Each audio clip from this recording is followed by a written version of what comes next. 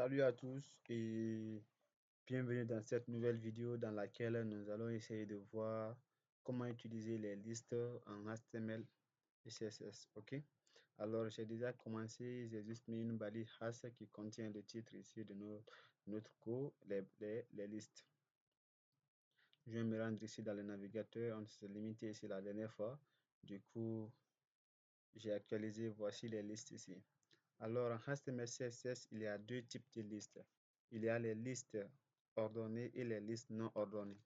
C'est en anglais, nous avons les ordered listes.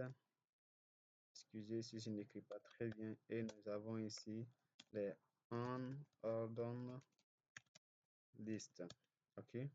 Les ordered listes, ce sont les listes qui sont ordonnées comme vous l'attendez bien déjà par son nom, ordered list.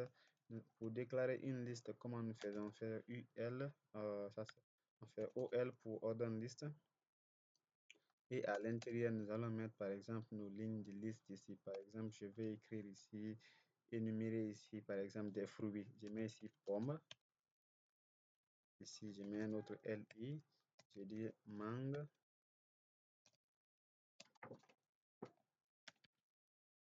J'enregistre ça. Et je vérifie dans le navigateur. Voilà, vous voyez avec moi ici qu'il a numéroté. C'est pourquoi on nous dit ici que ce sont des listes ordonnées parce qu'il numérote automatiquement les listes à chaque fois que nous les énumérons. Il y a aussi une autre manière qui nous permet de changer ici. Par exemple, les 1, 2, 3 que nous avons vu. On peut mettre ici les types. On dit par exemple ici c'est A. Il va prendre les lettres alphabétiques au fait. Et ici, lorsque j'actualise, vous voyez, il met A, B, C, A, B. OK. Avec les unordered list, on fait juste UL. À l'intérieur, nous tapons les listes. Nous allons mettre ici toujours des fruits. Nous allons mettre ici orange. Et nous allons mettre ici quoi, par exemple, on va mettre ici de la fraise. OK. Quand j'actualise ici, vous allez voir que il ne met pas des listes de 1, 2 ou bien de A, B, C, D. OK, vous voyez, il met juste des pointillés. Alors, en revenant un peu ici, c'est pas la seule manière ici. On peut mettre ici, par exemple, des chiffres romains. Quand on utilise le I majuscule, il met tout en chiffres romains. Vous voyez, il met 1, 2, 3. OK.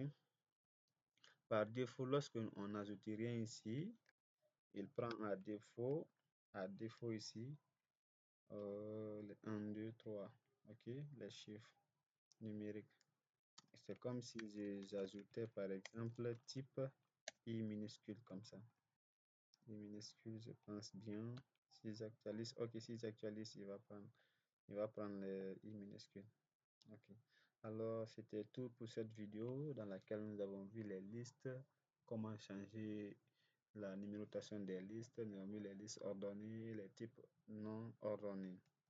Allez, on se retrouve dans la prochaine vidéo dans laquelle nous allons essayer de voir d'autres balises telles que les balises A, les balises IMG, les balises audio et ainsi de suite.